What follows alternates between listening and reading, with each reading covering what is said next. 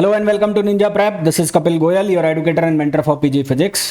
तो आज का जो लेक्चर है इसमें हम न्यूक्लियर एक्सेलरेटर के क्वेश्चंस डिस्कस करने वाले हैं। अगर आप लोग प्रिपरेशन कर रहे हैं UK PSC physics lecturer exam के लिए, या फिर आप लोग प्रिपरेशन कर रहे हैं Rajasthan first grade lecturer exam के लिए, जो फिजिक्स का एग्जाम अभी होने वाला है, उसके लिए आप प्रिपरेशन कर रहे हैं।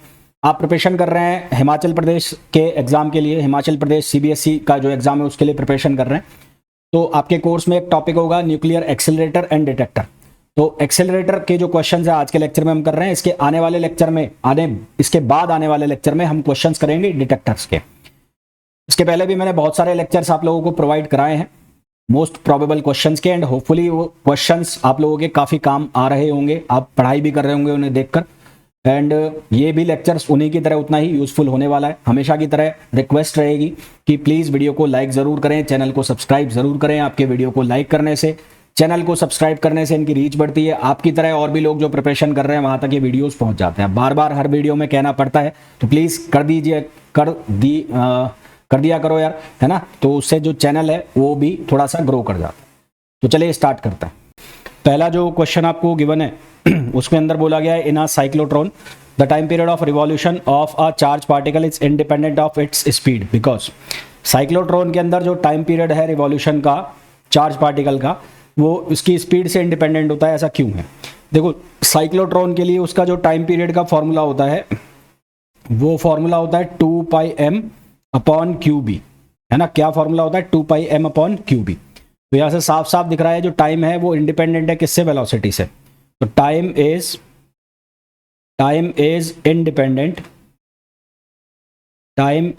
Independent of velocity. तो जो टाइम है वो वेलोसिटी से क्या है? इंडिपेंडेंट है ना। और रेजोनेंस कंडीशन जो है वो सेटिस्फाई रहेगी। हेंस रेजोनेंस कंडीशन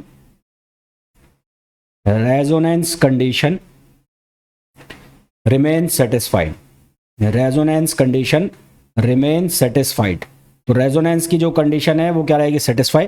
तो हमारे पास जो आंसर है वो क्या आ जाएगा? Angular velocity remains constant. क्योंकि अगर आप इसका उल्टा करोगे तो फ्रीक्वेंसी आ जाएगा। फ्रीक्वेंसी कितना आएगा? वो आएगा क्यू बी अपॉन 2πm। तो ये आ गया फ्रीक्वेंसी। और यहाँ से अगर आपको एंगुलर फ्रीक्वेंसी बनानी है तो 2πf। तो ये कितना हो जाएगा? ये हो जाएगा 2πqb अपॉन 2m। तो ये क्या हो गई? कांस्टेंट हो गई, है ना। तो यहाँ पर जो एंगुलर फ्रीक्वेंसी है वो क्या रहेगी? कांस्टेंट रहेगी। नेक्स्ट क्वेश्चन है, the maximum kinetic energy attained by proton in cyclotron is proportional to. अब हमारे पास साइक्लोट्रॉन में होता क्या है कि जो मैग्नेटिक फोर्स है वो बराबर हो जाता है सेंट्रीपिटल फोर्स के। तो हमारे पास ये कंडीशन बनती है mv² upon r equals to QVB। तो यहाँ से हमारे पास v जो है वो किसके बराबर बनता है? वो बनता है v की जो वैल्यू है वो किसके बराबर बनती है? यहाँ से एक v से v गया, तो ये बराबर बनती है QBr अपॉन m। अगर इसके बाद मैं लीनियर मोमेंटम निकालता हूँ तो लीनियर मोमेंटम कैसे फाइंड आउट करेंगे? तो लीनियर मोमेंटम को फाइंड आउट करने के लिए P इक्वल्स टू क्या लगाएंगे? mv। तो यहां से हमारे पास क्या बचेगा? QBr, ये बचेगा। अब हमें पूछा गया है काइनेटिक एनर्जी। तो काइनेटिक एनर्जी का जो एक्सप्रेशन है मोमेंटम के फॉर्म में वो लिखा जाता है p² अपॉन 2m। तो P की वैल्यू यहां से डालोगे तो ये हो जाएगा Q² B² R² upon 2m। तो यहां से किसके प्रोपोर्शनल हो गई? तो काइनेटिक एनर्जी जो है प्रोपोर्शनल हो गई किसके? वो प्रोपोर्शनल हो गई B² और R²। तो काइनेटिक एनर्जी प्रोपोर्शनल हो गई B² और R², विच इज ऑप्शन सी। तो हमारे पास जो ऑप्शन है वो क्या आ जाएगा? सी आ जाएगा। नेक्स्ट, अ बीटाट्रॉन एक्सेलरेट्स इलेक्ट्रॉन यूजिंग। अब बीटाट्रॉन जो है वो इलेक्ट्रोमैग्नेटिक इंडक्शन के प्रिंसिपल पर काम करता है। तो betatron works on Faraday's law of electromagnetic induction. EMI का मतलब है इलेक्ट्रोमैग्नेटिक इंडक्शन। तो आंसर तो तुम्हें पता ही लग गया होगा कि आंसर जो आना है वो आना है सी। अब इलेक्ट्रोमैग्नेटिक इंडक्शन मतलब जो हमारे पास ये फॉर्मूला होता है cyclic integral of E.dl equals to minus d∅b upon dt। Magnetic flux जो चेंज हो रहा है टाइम के रेस्पेक्ट में, तो उसके लिए हम Faraday's law of electromagnetic induction लगते हैं। तो इसलिए जो बीटाट्रॉन है वो इलेक्ट्रॉन को क्या करते हैं? एक्सेलरेट करता है। तो हेंस जो एक्सेलरेशन है वो क्यों होता है? वो इंड्यूस्ड इलेक्ट्रिक फील्ड की वजह से एक्सेलरेशन होता है। तो हेंस hence acceleration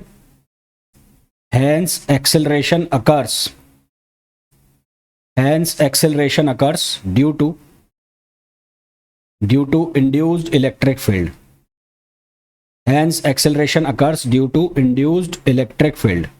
तो एक्सेलरेशन जो है वो इंड्यूस्ड इलेक्ट्रिक फील्ड की वजह से होता है, और यहां पर हमारे पास आंसर क्या आ जाएगा, magnetic induction. Next, synchrotron overcomes the limitation of cyclotron by. Synchrotron का यूज साइक्लोट्रॉन के ऊपर क्यों प्रेफर किया जाता है वो हमें पूछा गया है.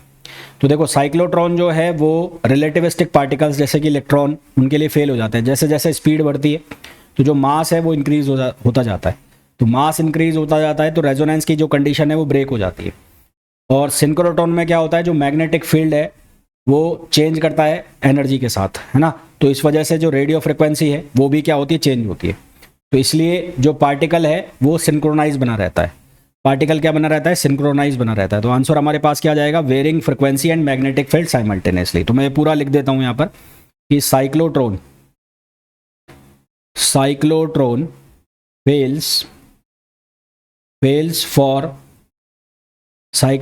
fails for relativistic particles. Cyclotron fails for relativistic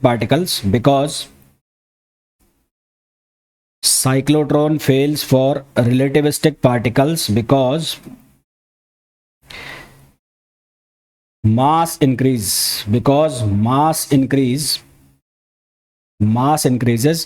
and resonance condition breaks.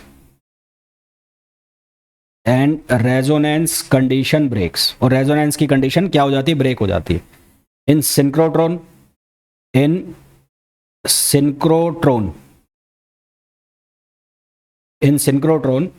magnetic field changes with energy. Magnetic field changes with energy and radio frequency, RF frequency also changes. तो RF frequency जो है वो भी change होती है. तो उस वजह से जो पार्टिकल है वो सिंक्रोनाइज रहता है. तो हमारे पास आंसर क्या आ जाएगा, बी आ जाएगा. नेक्स्ट है, इन अ लाइनेक मतलब linear accelerator particles gain energy because. लाइनेक के अंदर पार्टिकल एनर्जी क्यों गेन करता है. तो हमें पता है लाइनेक के अंदर जो है सोर्स हम यूज करते हैं वो ऑल्टरनेटिंग जो करंट का सोर्स यूज करते हैं, है ना. तो वहां पर जो ऑल्टरनेटिंग इलेक्ट्रिक फील्ड जो है वो पार्टिकल को एक्सेलरेट करता है. ट्यूब्स होती है जिनको हम कंडक्टिंग ट्यूब या ड्रिफ्ट ट्यूब कहते हैं, और वो ड्रिफ्ट ट्यूब का डिज़ाइन जो है वो इस तरह से बनाया जाता है कि उसके अंदर जो पार्टिकल है वो रिवर्स इलेक्ट्रिक फील्ड के अंदर भी बना रहता है. और पार्टिकल जो है वो हमेशा एनकाउंटर करता है किसको, एक्सेलरेटिंग फील्ड को. तो जो ट्यूब्स के बीच में गैप होता है उनका जो एनकाउंटर इलेक्ट्रिक फील्ड है उसको हमेशा क्या करता है, एनकाउंटर करता है. कौन, पार्टिकल. तो इसलिए जो ड्रिफ्ट ट्यूब है वो क्या करती है, रिवर्सल जो फील्ड है उसमें भी पार्टिकल्स को प्रोटेक्ट करती है. तो हमारे पास आंसर क्या आ जाएगा, बी आ जाएगा. तो इन लाइनेक पहला alternating current in लाइनेक alternating electric field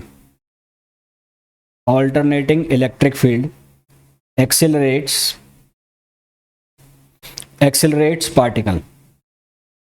Alternating electric field accelerate particle. दूसरा, drift tube are designed so particle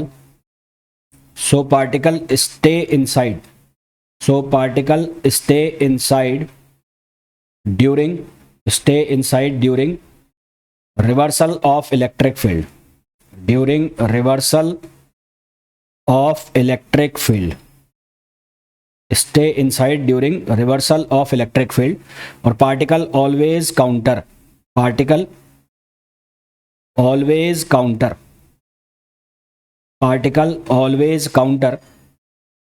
always encounter करो इसको, always encounter accelerating electric field. Always encounter accelerating field at tube gaps, at tube gaps. तो हमारे पास जो answer है वो क्या आ जाएगा, बी आ जाएगा। Next, the condition for resonance in a cyclotron. Cyclotron में रेजोनेंस की कंडीशन क्या होती है? तो साइक्लोट्रॉन के अंदर रेजोनेंस की कंडीशन होती है जो फ्रिक्वेंसी है एफ, जिसको मैंने शुरू के क्वेश्चन में बताया था क्यू बी अपॉन 2πm, वो हमेशा क्या रहती है, कांस्टेंट बनी रहती है ना। तो फ्रिक्वेंसी जो है F equals to Q B upon 2πm, ये हमेशा क्या रहती है, सेम रहती है, ऑलवेज कांस्टेंट। तो हमारे पास आंसर जो है वो क्या आ जाएगा, वेलोसिटी से इंडिपेंडेंट रहती है। तो particle frequency equal electric field frequency, तो ये इलेक्ट्रिक फील्ड फ्रिक्वेंसी के बराबर रहती है। तो रेजोनेंस की कंडीशन में पहुंच जाती है। किस में पहुंच जाती है, रेजोनेंस की कंडीशन। तो रेजोनेंस की कंडीशन में पहुंच जाएगी तो उससे क्या होगा, जो कंडीशन है वो पार्टिकल की रेजोनेंस में बनी रहेगी। Next, which accelerator is most suitable for obtaining extremely high energy electrons. इनमें से कौन सा एक्सेलरेटर जो है एक्सट्रीमली हाई एनर्जी इलेक्ट्रॉन्स के लिए सुटेबल होता है? तो आंसर आएगा इसका बीटाट्रॉन। अब जैसे ही पार्टिकल रिलेटिविस्टिक होता है तो रिलेटिविस्टिक में जो साइक्लोट्रॉन है वो अनसुटेबल हो जाता है ना। रिलेटिविस्टिक पार्टिकल्स के लिए जो साइक्लोट्रॉन है वो अनसुटेबल हो जाता है। बीटाट्रॉन जो है वो स्पेसिफिकली डिजाइन ही एक्सेलरेटिंग इलेक्ट्रॉन्स के लिए किया जाता है। जैसे जैसे उसकी एनर्जी बढ़ती है तो वहां पर बीटाट्रॉन जो है वो काम करता है। तो हमारे पास जो आंसर है वो क्या आ जाएगा, बीटाट्रॉन आ जाएगा। नेक्स्ट, इन आ सिंक्रोट्रॉन, सिंक्रोट्रॉन के अंदर इनमें से क्या कंडीशन है? तो सिंक्रोट्रॉन के अंदर मैग्नेटिक फील्ड हमेशा क्या रहता है, कांस्टेंट रहता है पहला। तो मैं लिखता जाता हूं यहां पर, इन सिंक्रो साइक्लोट्रॉन, इन सिंक्रो साइक्लोट्रॉन, इन सिंक्रो साइक्लोट्रॉन पहला क्या आएगा, magnetic field, magnetic field synchro cyclotron magnetic field, magnetic field kept constant, magnetic field है जो क्या रहता है, कांस्टेंट रहता है। फ्रिक्वेंसी जो है इलेक्ट्रिक फील्ड की वो वेरी करती है, फ्रिक्वेंसी अप्लाइड वोल्टेज के साथ क्या करती है, वेरी करती है ना। तो frequency, frequency of RF electric field, frequency of RF electric field vary to account for relativistic mass increase, for relativistic mass increase. तो जैसे रिलेटिविस्टिक मास इंक्रीज करता है वैसे ही क्या होगी, फ्रिक्वेंसी भी इंक्रीज कर जाती है। तो हमारे पास जो आंसर है वो क्या आ जाएगा, बी आ जाएगा। Next, the energy gained by the particle crossing a potential difference V is. तो work done by electric field, work done by electric field, तो work done by electric field, तो ये कितना आ जाएगा, W इक्वल्स टू QV, है ना। तो ये किसके बराबर हो जाएगा, काइनेटिक एनर्जी गेन के बराबर हो जाएगा। तो this becomes kinetic energy gain. तो ये किसके बराबर हो जाता है, काइनेटिक एनर्जी जो गेन हुई है उसके बराबर हो जाता है। तो आंसर हमारे पास क्या आ जाएगा, सी आ जाएगा। Next, the primary function of drift tube in a linac is to. Drift tube जो है लाइनेक के अंदर वो क्या करती है, प्रोटेक्ट करती है पार्टिकल को। तो ये क्या करती है, इंश्योर कि पार्टिकल जो है प्रोटेक्ट रहे रिवर्सल इलेक्ट्रिक फील्ड के अंदर भी, जैसा कि मैंने आपको शुरू में बताया भी था। तो जो रिवर्सल इलेक्ट्रिक फील्ड के अंदर पार्टिकल को प्रोटेक्ट करती है, ट्यूब की लेंथ जो है वो इंक्रीज होती है एज पार्टिकल स्पीड इंक्रीज। जैसे जैसे पार्टिकल की स्पीड इंक्रीज होगी तो ट्यूब की लेंथ भी इंक्रीज होती है। तो जो सिंक्रोनाइजेशन की कंडीशन है वो क्या रहती है, मेंटेन रहती है। तो आंसर हमारे पास क्या आ जाएगा, सी आ जाएगा। तो मैं यहां लिख देता हूं, drift tubes ensures particles are protected while electric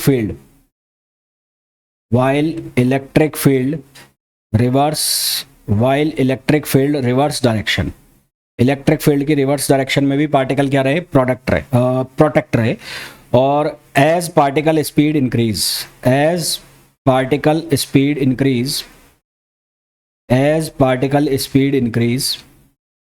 the length also increase, तो लेंथ भी क्या करती है, इंक्रीज रहती है, हो जाती है उससे, तो सिंक्रोनाइजेशन जो है वो मेंटेन रहता है। दस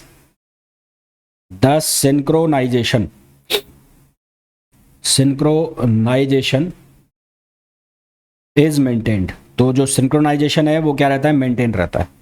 दस सिंक्रोनाइजेशन इज मेंटेन्ड, तो इससे सिंक्रोनाइजेशन जो है वो मेंटेन रहता है। तो आंसर हमारे पास क्या आ जाएगा, सी आ जाएगा। Next, the betatron condition is, betatron की कंडीशन क्या होती है?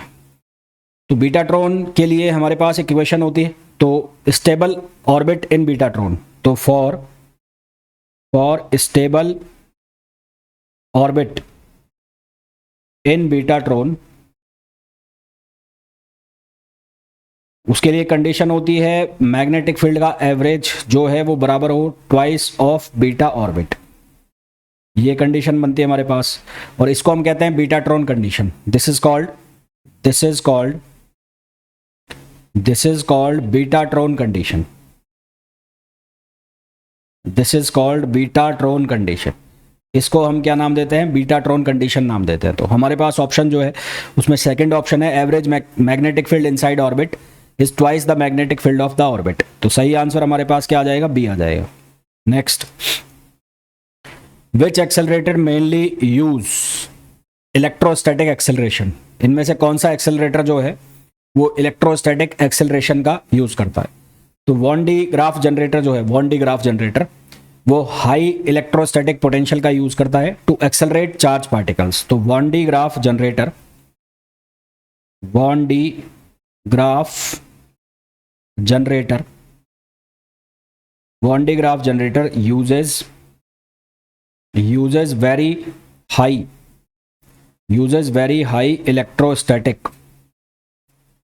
uses very high electrostatic potential to accelerate charge particles। Answer हमारे पास क्या आ जाएगा, आंसर आ जाएगा हमारे पास Van de Graaff generator, which is option C. Next है, why can't electron generally be accelerated efficiently in a cyclotron. Cyclotron के अंदर जो इलेक्ट्रॉन है उनको एफिशिएंटली एक्सेलरेटेड क्यों नहीं किया जा सकता? हम शुरू से पढ़ते आ रहे हैं कि जैसे ही उसकी स्पीड बढ़ती है तो रिलेटिविस्टिक जो पार्टिकल है उसका मास इंक्रीज हो जाता है, और उसका मास इंक्रीज हो जाता है तो रेजोनेंस की कंडीशन जो है वो क्या हो जाती है, फेल हो जाती है ना। तो रिलेटिविस्टिक इफेक्ट अकर्स रैपिडली। तो ये बार बार लिखने की जरूरत है नहीं, मैं शुरू में आपको बता चुका हूं। तो ये हमारे पास आंसर क्या आ जाएगा, सी आ जाएगा। नेक्स्ट है, the principle of phase stability is mainly associated with. तो फेज स्टेबिलिटी का जो प्रिंसिपल है वो किसके साथ एसोसिएट होता है? तो फेज स्टेबिलिटी का प्रिंसिपल होता क्या है? तो phase stability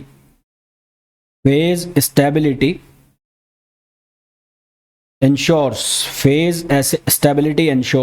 particle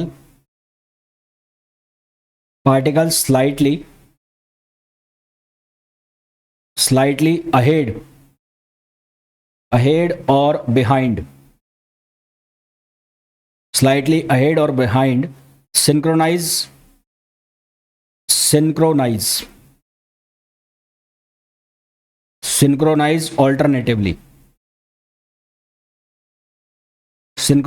alternatively. This principle is fundamental to synchrotron. This principle is fundamental to synchrotron. ये जो प्रिंसिपल है फंडामेंटल होता है किसका, सिंक्रोट्रॉन का। नेक्स्ट है, the radius of particle trajectory in a magnetic field depends on. तो अभी मैंने आपको बताया था कि हम एक इक्वेशन बनाते हैं साइक्लोट्रॉन के लिए, वो बनाते हैं mv²/r और qvb। तो यहाँ mv²/r और इक्वल्स टू किसके आ जाएगा, qvb। तो यहाँ से r की जो वैल्यू है वो हो जाएगी mv/qb, और इसको आप ऐसे भी लिख सकते हो r equals to p/qb। r equals to इसको और क्या लिख सकते हो, p/qb। p तो हो जाएगा लीनियर मोमेंटम और ये हो जाएगा, तो इसको आप ऐसे भी लिख सकते हो। तो यहाँ पर रेडियस जो है वो किस पे डिपेंड कर रही है, मोमेंटम और मैग्नेटिक फील्ड पर। तो रेडियस प्रोपोर्शनल हो गई मोमेंटम के और रेडियस इनवर्सली प्रोपोर्शनल हो गई किसके, मैग्नेटिक फील्ड के। तो हमारे पास जो आंसर है वो क्या आ जाएगा, सी आ जाएगा। Next, the frequency of revolution of a charge particle in a cyclotron is called. Frequency of revolution of a charge particle cyclotron में, तो साइक्लोट्रॉन में फ्रीक्वेंसी जो होती है वो होती है F equals to Q B upon 2πm, और इसको हम कौन सी फ्रीक्वेंसी बोलते हैं, इसको हम रेजोनेंस की फ्रीक्वेंसी बोलते हैं, रेजोनेंस फ्रीक्वेंसी, इसको हम क्या बोलते हैं, रेजोनेंस फ्रीक्वेंसी। तो हमारे पास जो आंसर है वो क्या आ जाएगा, सी आ जाएगा। Next, in a synchrotron the purpose of RF cavity is to. Synchrotron के अंदर जो आरएफ कैविटी है उसका पर्पज क्या होता है, तो आरएफ कैविटी जो है वो जनरली एक्सेलरेट करती है, जनरली जनरेट करती है ऑल्टरनेटिंग इलेक्ट्रिक फील्ड। तो RF cavity alternating electric field generate करती है जब भी पार्टिकल जो कैविटी गैप है उससे पास होता है, और इसकी वजह से वहाँ पर एनर्जी रिसीव होती है जिसकी वैल्यू होती है Q इंटू वी। तो ये जो कैविटेशन है, ये कैविटेशन सिंक्रोनाइज करता है पार्टिकल मोशन के साथ। तो accelerating particle using oscillating electric field, तो हमारे पास आंसर क्या आ जाएगा, सी आ जाएगा। तो आरएफ कैविटीज, तो RF cavities generates, RF cavity generates alternating electric field, generates alternating electric field whenever particle pass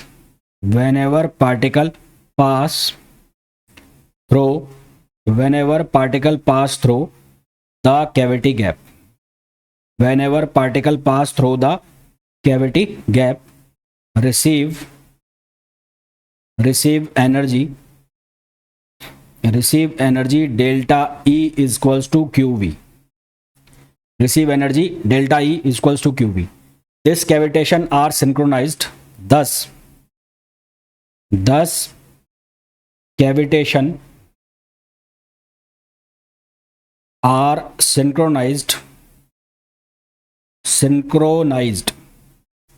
with particle motion, तो जो कैविटेशन है वो सिंक्रोनाइज होता है किसके साथ, पार्टिकल के मोशन के साथ। नेक्स्ट क्वेश्चन देखो, which of the following accelerator is most suitable for heavy ions. Heavy ions के लिए मोस्ट सुटेबल एक्सेलरेटर कौन सा होता है, तो हैवी आयंस के लिए मोस्ट सुटेबल होता है साइक्लोट्रॉन। तो cyclotron are highly effective, cyclotron are highly effective for acceleration, heavy particles, heavy particles like first proton, second deuteron, third alpha particle और heavy ions. Relativistic small ions जो particles जैसे कि electron, उनका मास बढ़ जाता है तो फिर वहाँ पर जो रेजोनेंस की कंडीशन है वो ब्रेक हो जाती है। तो इसलिए साइक्लोट्रॉन जो है वो हैवी पार्टिकल्स के लिए सूटेबल होता है। Next, the main limitation of electrostatic accelerator is. Electrostatic accelerator की मेन लिमिटेशन क्या होती है, तो इलेक्ट्रोस्टैटिक एक्सेलरेटर जो होते हैं वो हाई वोल्टेज के ऊपर रिलाई करते हैं। तो हाई वोल्टेज के ऊपर रिलाई करते हैं तो उसके बियॉन्ड यदि लिमिट जाती है तो इंसुलेशन जो है वो फेल हो जाता है और जो वो इलेक्ट्रिकली डिस्चार्ज हो जाता है। तो मैक्सिमम अचीवेबल एनर्जी जो है वो लिमिटेड रहती है। तो electrical breakdown at high voltage, तो मैं लिख देता हूं यहां पर कि electrostatic accelerator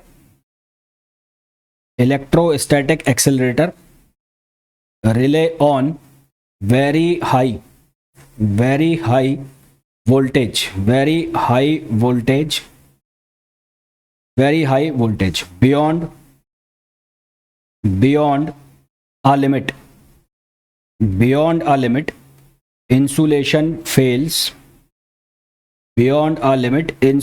fails and electric discharge occurs,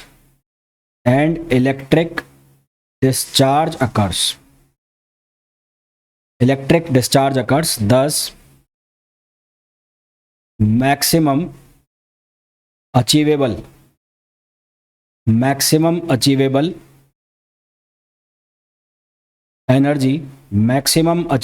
energy becomes limited. तो मैक्सिमम अचीवेबल एनर्जी जो है वो क्या हो जाती है, लिमिटेड हो जाती है। तो हमारे पास आंसर क्या आ जाएगा, सी आ जाएगा। तो आई होप जितने भी क्वेश्चंस मैंने आपको कराए हैं एक्सेलरेटर के ऊपर मोर देन सफिशिएंट है, और सभी क्वेश्चंस जो हैं वो PYQs हैं। पॉसिबल हुआ तो इसके और भी क्वेश्चंस मैं प्रोवाइड कराऊंगा। फिलहाल इस लेक्चर में इतना ही। तो मिलते हैं नेक्स्ट लेक्चर के अंदर। Till then thank you, bye bye.